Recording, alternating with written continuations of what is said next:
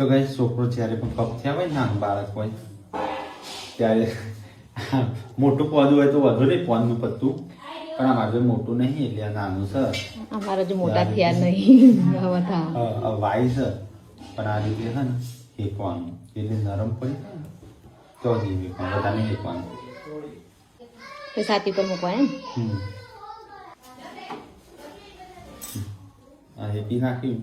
એટલે હવે હા ને આ છોકરાને છાતી પર મૂકી દેવાનું